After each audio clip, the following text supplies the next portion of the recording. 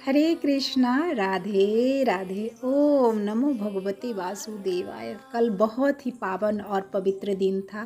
कार्तिक मास की पूर्णिमा तिथि थी। वैसे कार्तिक मास का हर एक दिन पावन और पवित्र होता है। उस हर एक दिन में एक दिन अगर एक दिया हम प्रज्वलित करते हैं या कोई भी पुण्य का एक कार्य करते हैं तो उसका 1000 गुना फल हमें मिलता है। तो कल अंतिम दिन था। तो कल अंतिम दिन में कार्तिक पूर्णिमा के दिन मैं क्या क्या करती हूँ, कैसे करती हूँ, आप लोग के साथ शेयर कर रही हूँ। और आप लोग इस पावन और पवित्र दिन में क्या क्या किए, ये भी अपनी भी चीज़ें शेयर कीजिएगा।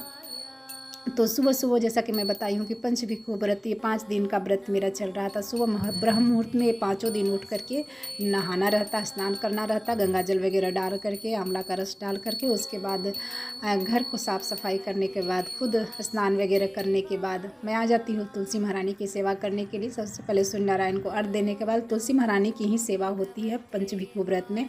जितना हो सके तुलसी महारानी को सींचना, उनके पास भजन कीर्तन स्मरण करना, परिक्रमा करना, पंचभिक्षु व्रत में यही बताया गया है।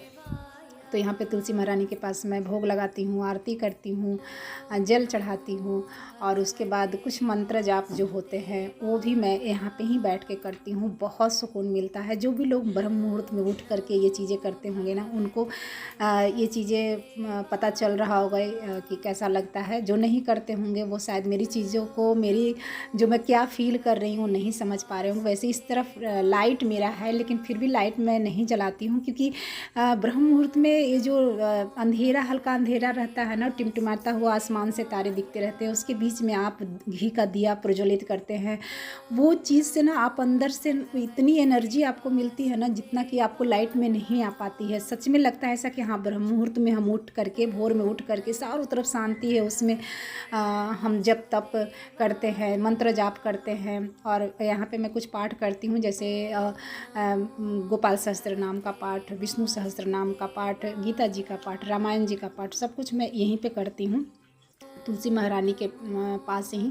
लगभग आधा घंटा 45 मिनट मैं तुलसी महारानी के पास करती हूँ। 4 बजे के करीब स्नान हो जाता है। उसके बाद 5 बजे तक, लगभग 5 बजे तक मैं तुलसी महारानी के पास सेवा, भजन कीर्तन और मंत्र जाप करती हूँ। उसके बाद फिर मैं मंदिर में आती हूँ, क्योंकि गोपाल जी को सुबह सबसे 4 बजे भोर में नहीं उठा सकती हूँ।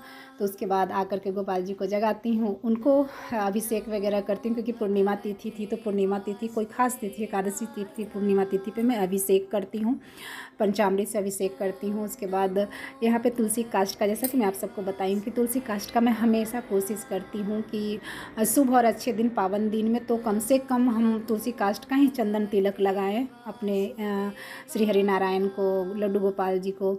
और वैसे मैं तो डेली ही लगाती हूँ, क्योंकि मेरे पास बहुत ज़्यादा तुलसी काष्ठ है और वो भी जड़ वाला मेरे पास है, तो मैं डेली ही लगाती हूँ। लेकिन आप सबसे रिक्वेस्ट करूँगी कि डेली अगर नहीं हो पाए तो पावन और पवित्र दिन में कम से कम तुलसी काष्ठ के ही घीस करके श्री हरि नारायण को और लड्डू गोपाल जी को, कृष्ण भगवान को, इन सबको, राम परिवार को चंदन तुलसी काष्ठ के जड़ अगर मिल जाए ना, उसी से घीस करके लगाइए। उसके बाद यहाँ पे श्री हरि नारायण को कार्तिक मास में जैसे बेलपत्र चढ़ाना, और उसमें भी क्या बोलते हैं, दुर्वा चढ़ाना, कुछ हर एक चीज़ का अलग अलग महत्व बताया गया है। जो एकादशी व्रत करते होंगे उनको पता होगा। गुलाब का फूल चढ़ाना, कदम का फूल चढ़ाना, अगस्त का फूल चढ़ाना, मतलब हर एक चीज़ का अलग अलग महत्व बताया गया है। और श्री हरि नारायण को जो फूल अति प्रिय है वो है कमल का फूल, क्योंकि माता रानी को भी पसंद है, लक्ष्मी महारानी को भी पसंद है, तो दोनों को कमल का फूल।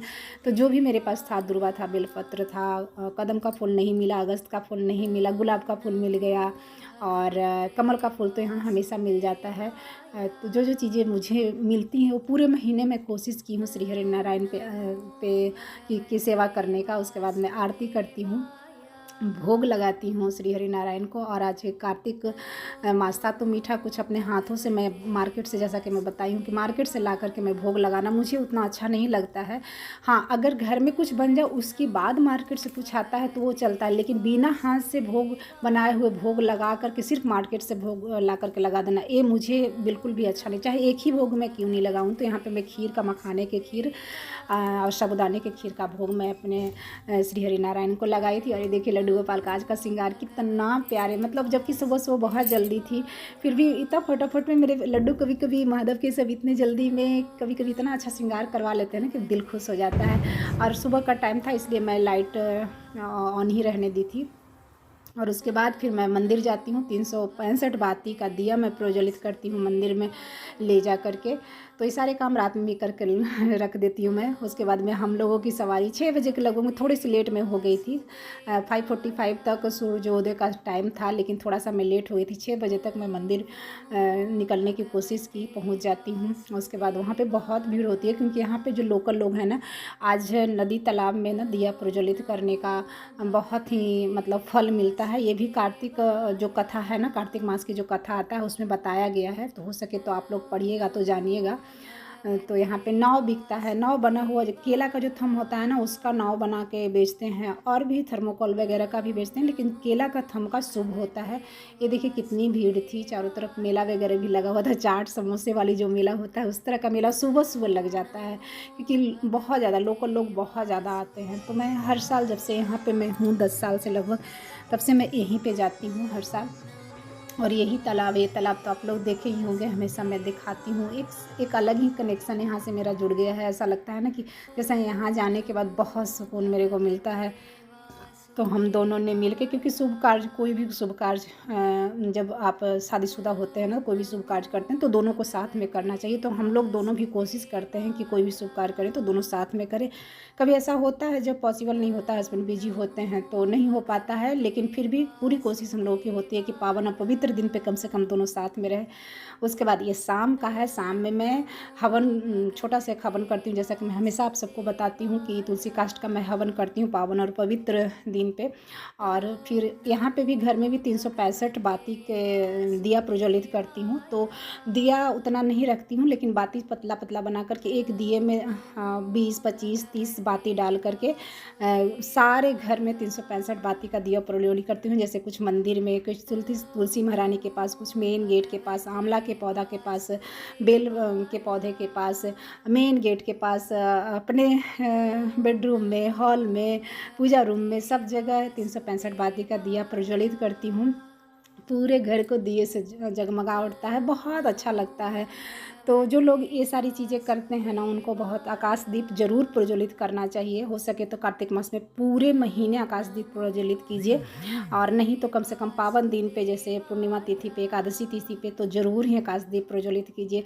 तो कैसा लगा हमारा कार्तिक महीने का जो मैं आप लोग के साथ शेयर की, बताइएगा ज़रूर। और आप सब कैसे इस पावन और पवित्र दिन को किस तरह से भक्तिमय बनाए, ये भी शेयर करिएगा। हरि बोल, जय श्री राधे। कृपा है श्री राधे गोविंद, अच्छे और सच्चे लोगों पे कृपा कीजिए श्री हरि नारायण, और बुरे लोग और बुराई का अंत कीजिए।